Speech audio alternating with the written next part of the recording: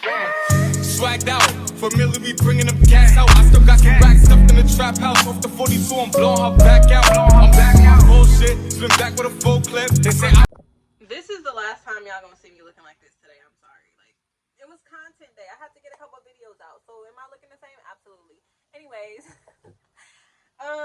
we're gonna talk about one of my favorite book series right now. And I promise you, I'm actually going to give you a good review, and I'm going to give y'all a little synopsis, and I'm going to get really into it. Because I was just word vomiting. But we're going to talk about it. So, we're talking about the Hades and Persephone. So, I don't know who the author is. I'll probably insert it somewhere. But A Game of Fate and A Touch of Darkness. So, these are two separate series written by the same person. One is from Persephone's point of view, and the other one is from Hades' point of view. And let me just say, I think that Persephone's story was written first, because when I read this book, well, we're talking about book 1, first of all. I did start book 2, A Touch of Ruin, but I'm only like 5 chapters in, and we're gonna talk about that at the end, because child. Anyways, so I think Persephone's story was written first because there's a lot of typos. There's a lot of typos in this book and in A Touch of Ruin, and I'm only 5 chapters into that one. So I think that one was written first. But then when you get to Hades' story, it's the same story, but his perspective and like the other things that were going on in his life, and it was so beautifully done. Like, it was obviously better. Like, I'm sorry, it was the better of the 2 books. But I love them both, and I love this story so much. So let's get into it. We're gonna start with A Touch of Darkness. So that was Persephone's story. And so in this world, right, the gods are seen as celebrities. So think of like the celebrities we have now if they were gods. So like the gods, they own properties. Like Apollo, the god of music, he's an artist. He's a music artist. And like he owns clubs and shit like that.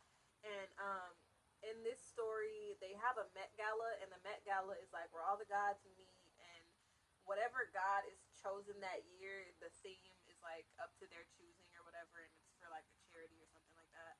So the gods are basically like celebrities; they run everything. Remember that.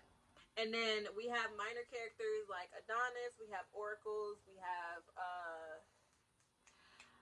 is it a centaur? We have like ogres and shit. We got a cyclops, and then we have these kind of characters. So it's like real life, but if we had like a couple of fictional characters thrown in there. Persephone is a goddess, but she does not operate like a goddess. Like, you know how I said gods are celebrities? Nobody knows her. Nobody knows her. Her mother treats her very sheltered. Like, her powers are very much repressed. She believes that she doesn't have any powers. Her mother makes her believe that she doesn't have any powers. Also, this does not follow the traditional story about Hades and Persephone. And the relationships, like the family tree shit, is not like 100% either. So Zeus is not her father. Like, shit like that. Like, Zeus, Poseidon, and Hades are related, but like the relationships are different. Like, a lot of gods just operate as like a standalone god and not related to who they're actually related to in actual mythology. What else? I also don't like the fact that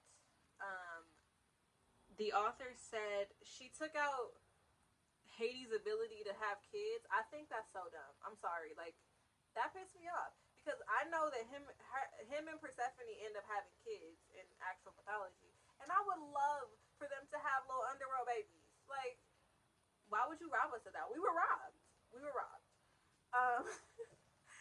So, yeah, that's another thing I don't like. And then I know on Goodreads, somebody asked her if she was going to include the part where Zeus SA's Persephone. That does not happen.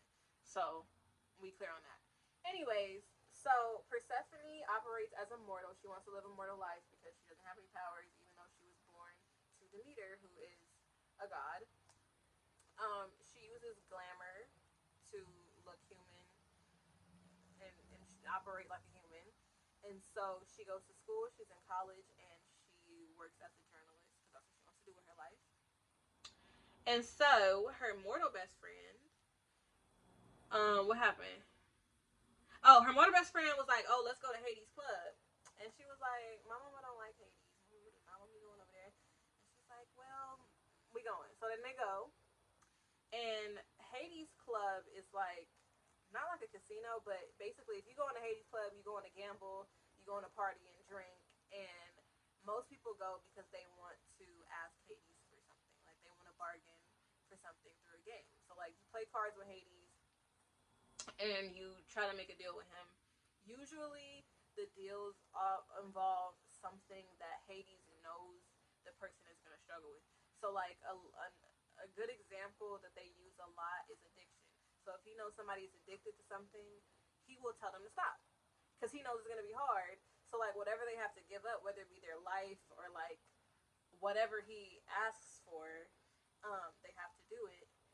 And so Persephone doesn't know what Hades looks like. Nobody knows what Hades looks like, and because he doesn't like to be photographed, and people really don't know that much about him. So the biggest thing, like the conflict in the story, well, we'll get to it. So she ends up sitting at a table playing a game, and she sees this fine ass man. Like this fine ass man is making her sweat. He is gorgeous. She don't know him. He don't know her, and he teaches her how to play blackjack. I think it was blackjack. And come to find out, it's Hades. It's Hades, a fine ass, and she accidentally ends up into a contract with him. So she has this little thing on her wrist, like a little mark, symbolizing that she owes him something. So he wants her to make something grow in the underworld,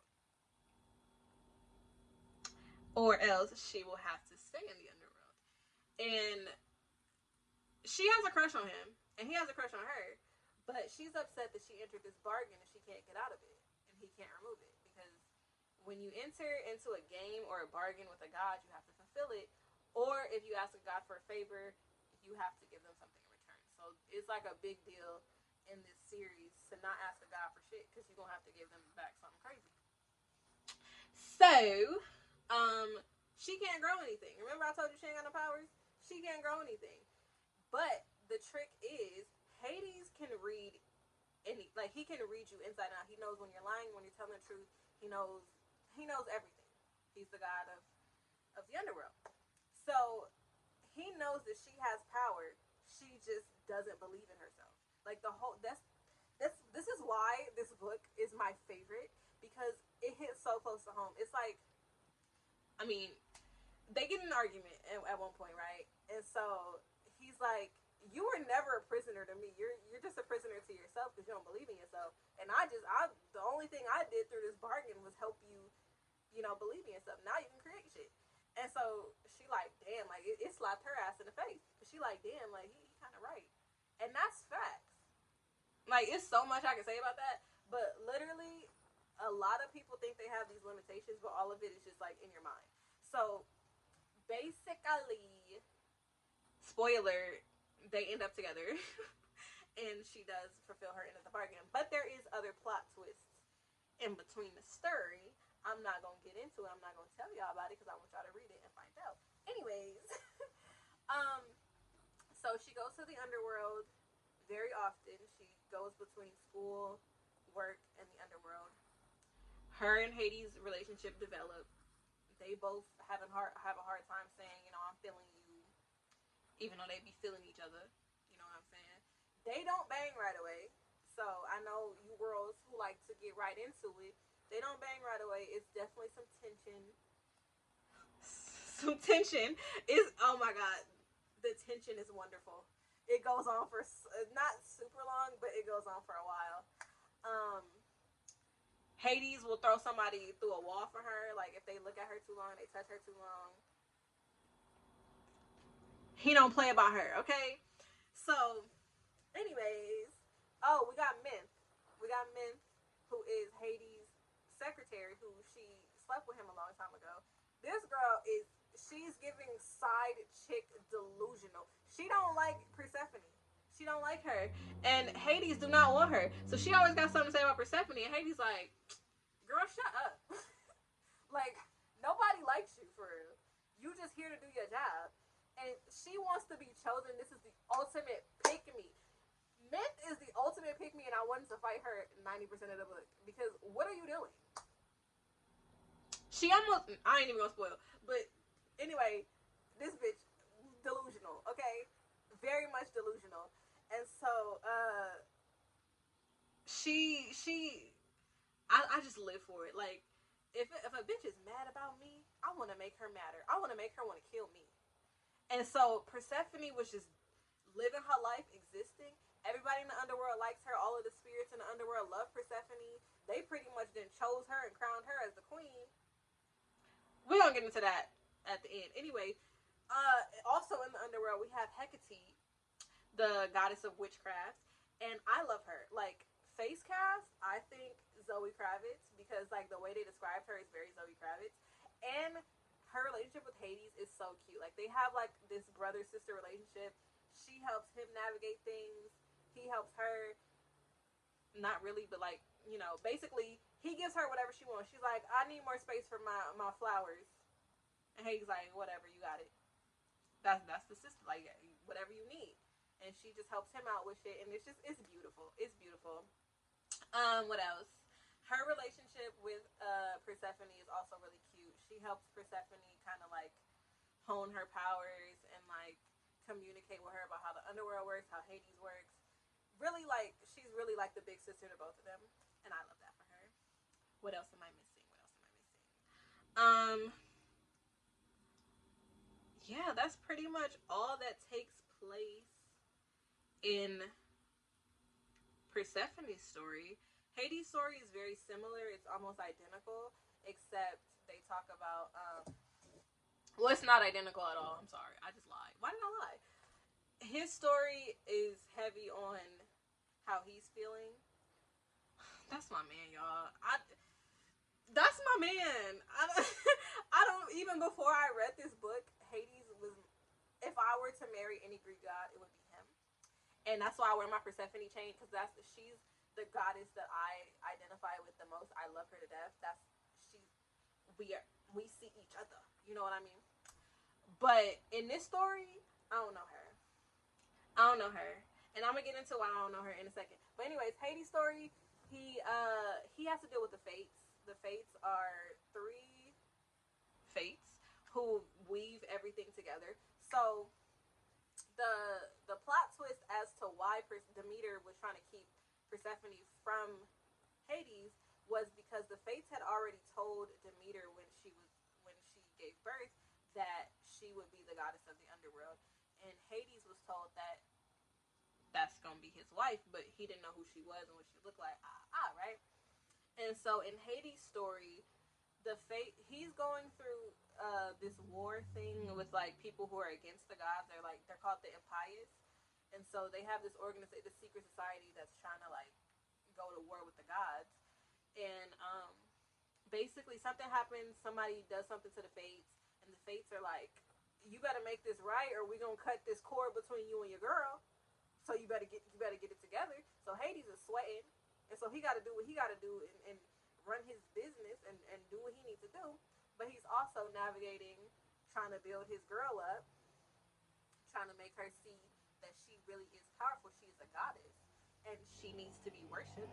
Oh my God, I forgot the best part. Okay, so damn, loud ass. Okay, so I don't know if anybody else is gonna see it this way, but the way I see the way they have sex in this story is so beautiful.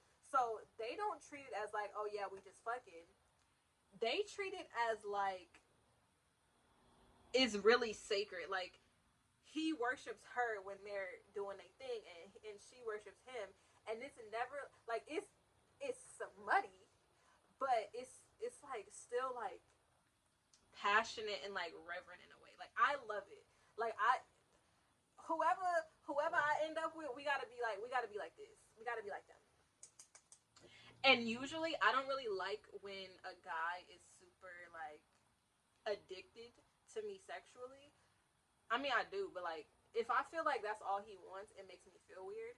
But with Hades, he really exhibited somebody that like he can like he's addicted to her, but it's not because he just wants to have sex with her all the time. It's like he just loves to like worship her and like he wants her to. It's beautiful. I don't know. It's just I don't know how to describe it. It's beautiful. Like he's like I can't even look at her for too long because you know I'm gonna get bricked and I want to pass out and I can't breathe. She make my heart stop. But like also like in the best way. It's not like a strictly like I'm super horny type of thing. You know what I mean? And that's what I love. So when my man, my future husband, when if he sees this, it needs to be like that, or I don't want it. Like I don't mind if you always get bricked when you see me, but it got to be like in a really romantic, passionate, godly way. Like you know what I mean? So yeah, that's yeah, yeah. So while I was editing this video, I realized that I didn't make an ending. I just kind of like cut it off. So final thoughts. I love the book. I love both of them. I love the series. I'm still reading the series. I think I'm on a Game of Retribution or something. I don't know. I don't know what book I'm on now. I've been reading this hella hard since I filmed that video. But I would give it 5 stars out of 5. Highly recommend. Very beautifully written. And yeah, I think everybody should go and check it out. If y'all into that shit. I don't know. Anyways, subscribe to be along for the ride. Check out my Twitch. All my socials in the description. And I will see y'all in the next one. Bye.